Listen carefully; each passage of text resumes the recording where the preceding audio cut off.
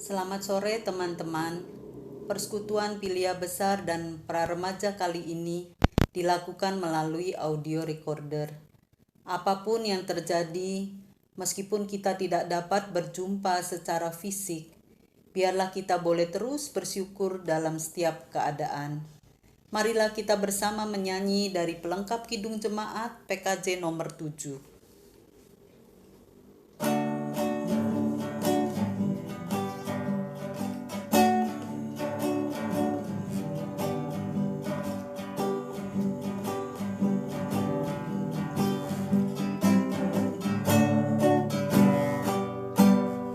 Bersyukurlah pada Tuhan, serukanlah namanya, bernyanyilah bagi Tuhan, mari bermazmurlah.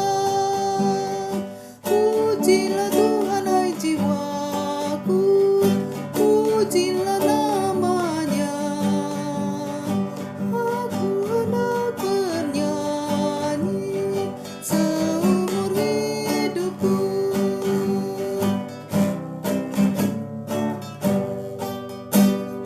Hatiku siap ya Tuhan, bernyanyi dan bermazmur, karena Engkau maha baik, setia dan benar. Pujilah Tuhan hai jiwaku, pujilah namanya. Aku hendak bernyanyi seumur hidupku, seumur hidupku. Marilah kita bersama-sama sebelum membaca, mendengar, dan merenungkan firman Tuhan, kita berdoa. Bapa, sungguh kami mau mengucap syukur untuk kasih setia Tuhan yang begitu besar di dalam kehidupan kami. Engkau yang terus bersama dengan kami, melindungi, menjaga, memelihara kehidupan kami. Kami senantiasa ada dalam naungan kasih Tuhan. Pada sore hari ini kami mau membaca firman Tuhan dan kami mau dengar-dengaran dan merenungkannya. Biarlah Tuhan menolong kami sehingga kami boleh mengerti firman-Mu dan kami boleh menerapkannya dalam kehidupan kami sehari-hari. Terima kasih Tuhan. Di dalam nama Tuhan Yesus Kristus kami berdoa. Amin. Teman-teman, firman Tuhan pada sore hari ini diambil dari Matius 14 ayat 13 sampai dengan 21. Matius 14 ayat 13 sampai dengan 21. Akan saya bacakan untuk kita semua. Yesus memberi makan 5.000 orang. Setelah Yesus mendengar berita itu, menyingkirlah ia dari situ dan hendak mengasingkan diri dengan perahu ke tempat yang sunyi. Tetapi orang banyak mendengarnya dan mengikuti dia dengan mengambil jalan darat dari kota-kota mereka. Ketika Yesus mendarat, ia melihat orang banyak yang besar jumlahnya. Maka tergeraklah hatinya oleh belas kasihan kepada mereka, dan ia menyembuhkan mereka yang sakit. Menjelang malam, murid-muridnya datang kepadanya dan berkata, "Tempat ini sunyi dan hari sudah mulai malam. Suruhlah orang banyak itu pergi, supaya mereka dapat membeli makanan di desa-desa." Tetapi Yesus berkata kepada mereka, "Tidak perlu mereka pergi. Kamu harus memberi mereka makan." Jawab mereka, "Yang ada pada kami di sini hanya 5 roti dan 2 ikan." Yesus berkata, "Bawalah kemari kepadaku." Lalu disuruhnya orang banyak itu duduk di rumput, dan setelah diambilnya 5 roti dan 2 ikan itu, Yesus menengadah ke langit dan mengucap berkat, lalu memecah-mecahkan roti itu dan memberikannya kepada murid-muridnya. Lalu murid-muridnya membagi-bagikannya kepada orang banyak. Dan mereka semuanya makan sampai kenyang. Kemudian orang mengumpulkan potongan-potongan roti yang sisa, 12 bakul penuh. Yang ikut makan kira-kira 5.000 laki-laki, tidak termasuk perempuan dan anak-anak. Demikianlah perikop yang kita baca pada sore hari ini. Wah, kita sudah lama sekali ya tidak bisa bersekutu secara onsite. Sudah masuk Agustus, berarti lebih dari 4 bulan, bahkan hampir 5 bulan. Apakah pandemi membuat kita menjadi takut? Atau kita jenuh sehingga kita tidak peduli lagi terhadap sekitar kita? Kita tidak peduli lagi terhadap sesama kita. Bahkan mungkin kita juga mengandalkan diri kita sendiri. Yang penting kita ini sehat. Ya nggak pakai masker ya nggak apa-apa. Saya toh sehat.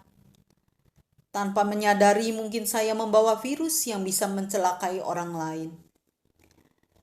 Toh saya sehat. Tanpa menyadari mungkin saja kita ini justru sumber masalah atau yang disebut OTG. Kita hanya berpikir melindungi diri sendiri. Kita tidak peduli dengan orang lain. Boro-boro memikirkan kontribusi terhadap keselamatan masyarakat. Boro-boro memikirkan keselamatan orang lain. Atau kita ikut merawat dan memelihara kehidupan. Teman-teman, kompas. Kompas benda untuk menunjukkan arah mata angin.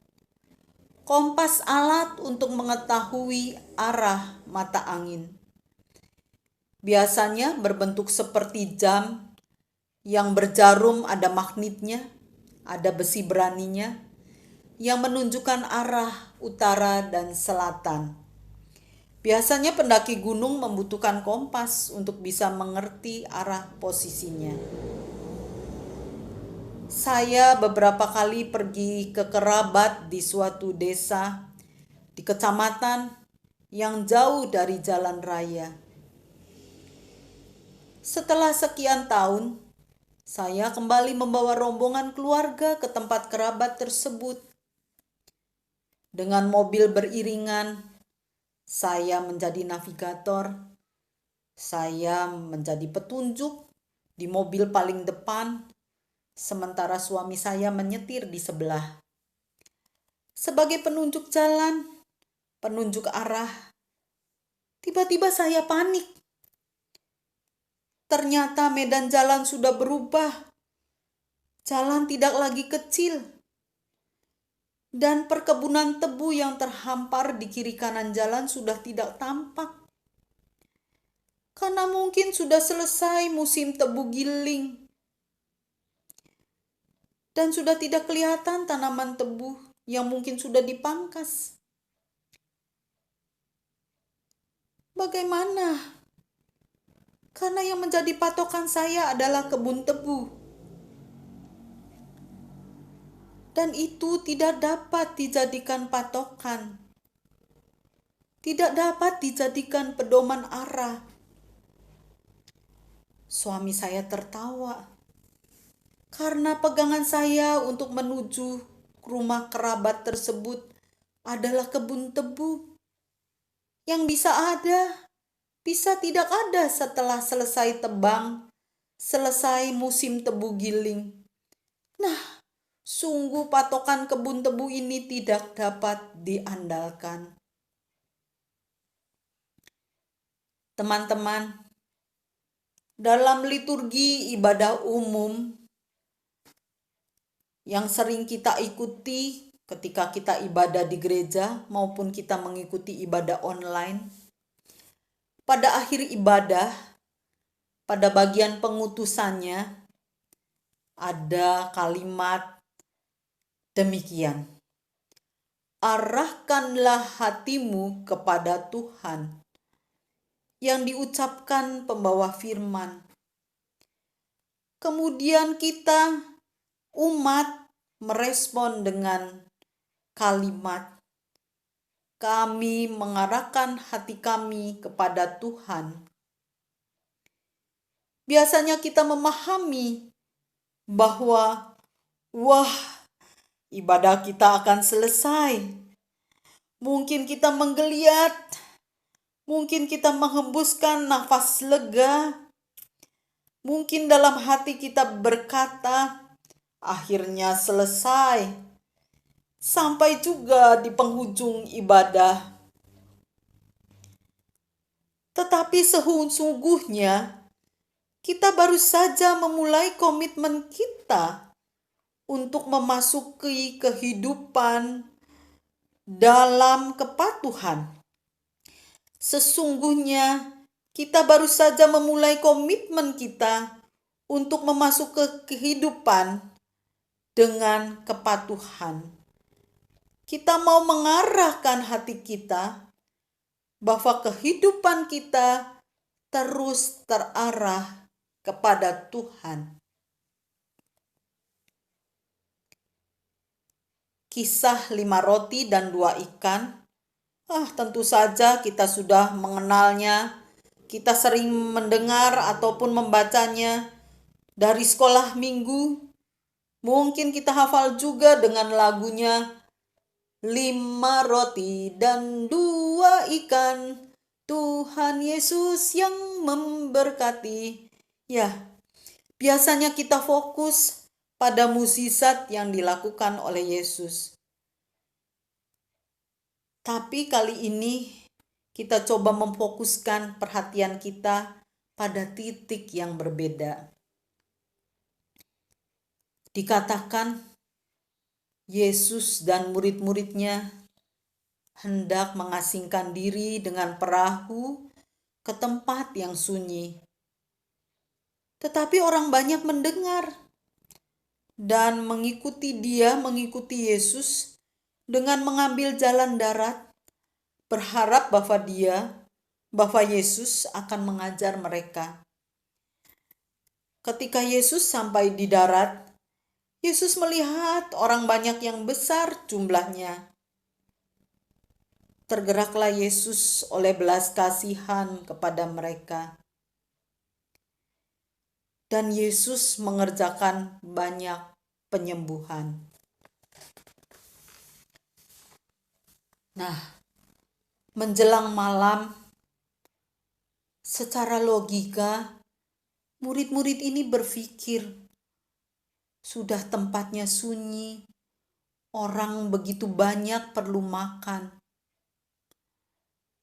Murid-murid usul agar orang banyak itu disuruh pergi mencari makan di perkampungan, di desa-desa sekitar, mumpung baru menjelang malam, supaya mereka ini dapat membeli makanan. Praktis toh? Usulan mereka secara logika. Ya, tempat itu sunyi, waktu menjelang malam, masih ada waktu untuk orang begitu banyak mencari makan ke perkampungan, ke desa-desa di sekitar. Dan murid-murid dengan bekalnya bisa makan juga. Tidak bisa ada yang dilakukan untuk orang sebanyak itu. Teman-teman, kita melihat pada bagian selanjutnya, kita melihat apa yang dikatakan Yesus pada murid-muridnya, yang merupakan instruksi Yesus pada murid-muridnya. Ayat ke-16.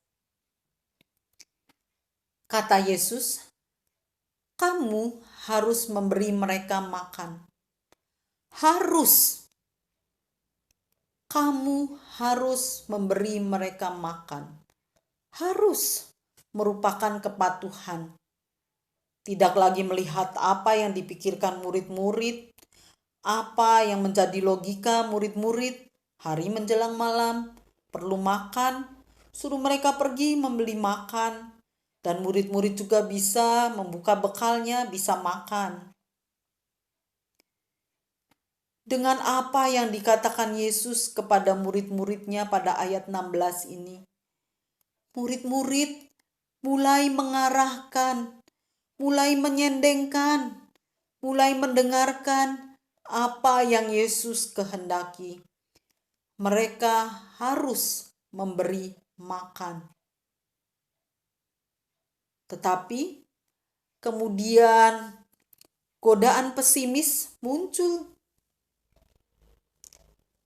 Pada ayat yang ke-17 kita melihat jawaban murid-murid. Yang ada pada kami di sini hanya 5 roti dan 2 ikan. Ungkapan pesimis. Secara logika apa? Apa bisa memberi makan orang yang begitu banyak? Yang ada hanya 5 roti dan 2 ikan. Makanan yang begitu sedikit. Makanan sederhana.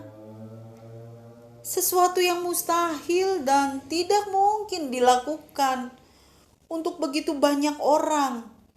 Kita harus memberi mereka makan.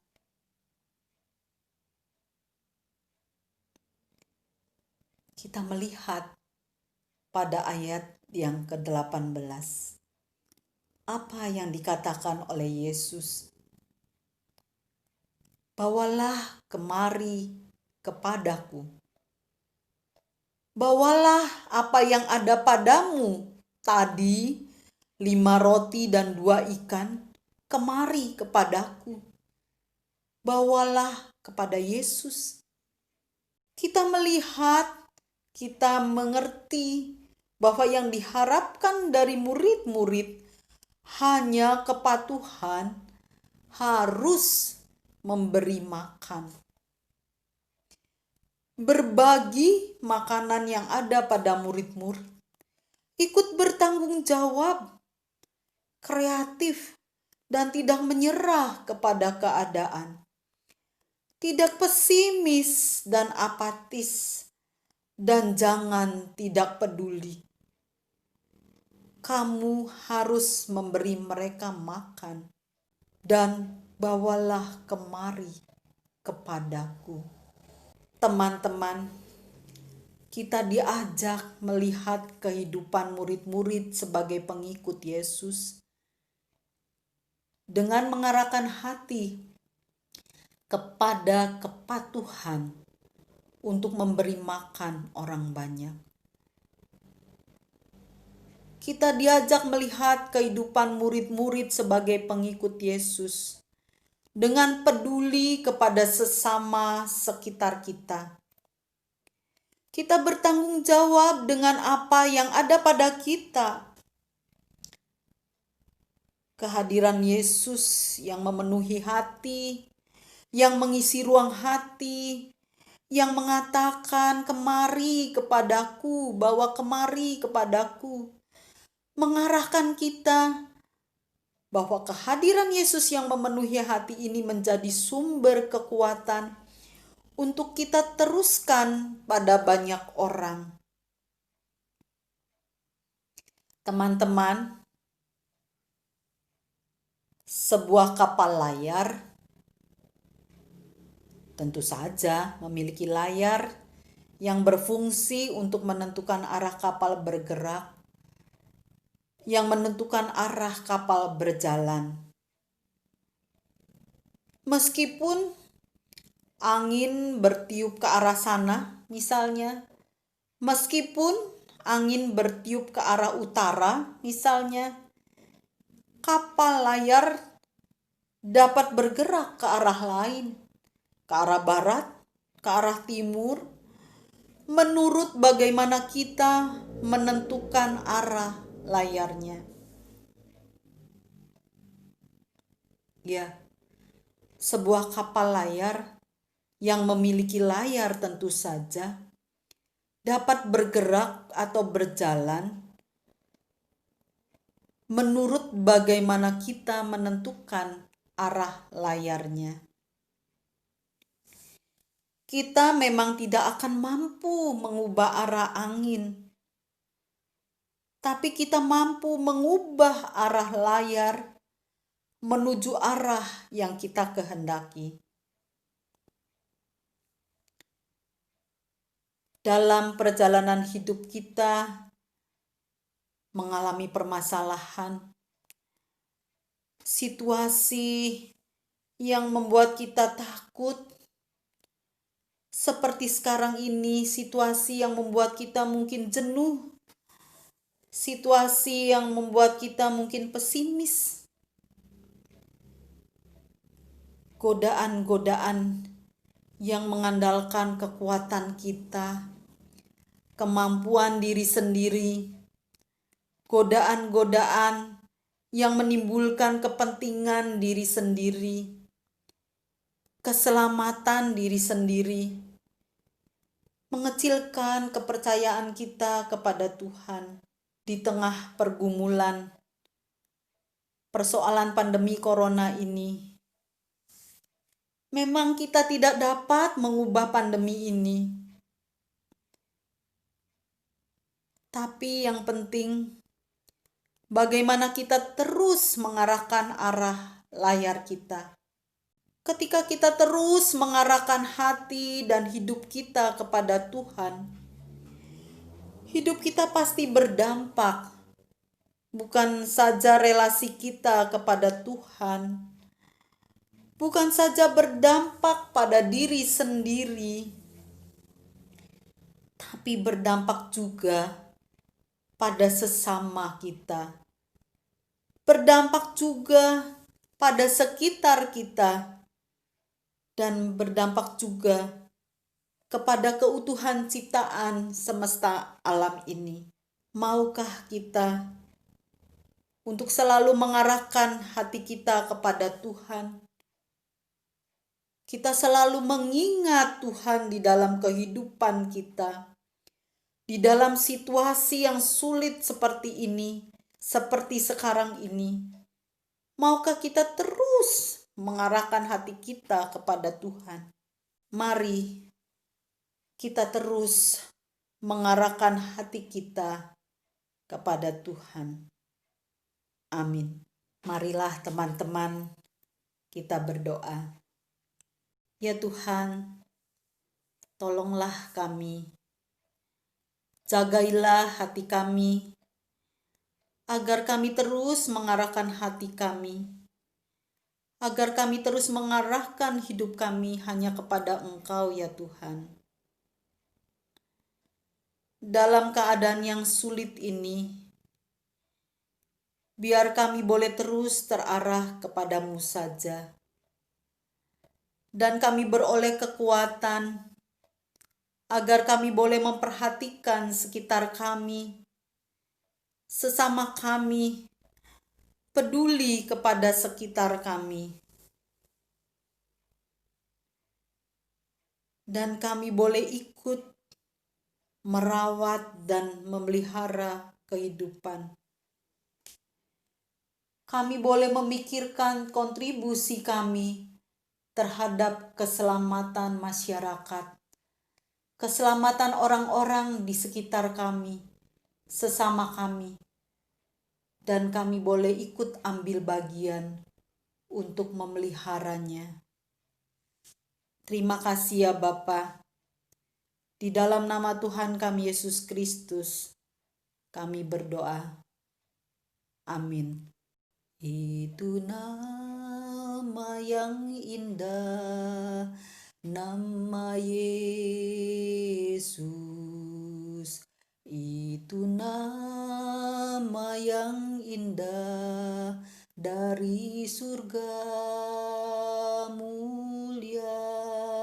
Bimbang takut diusirnya, hati susah dihiburnya. Nama Yesus yang indah, yang ku cinta.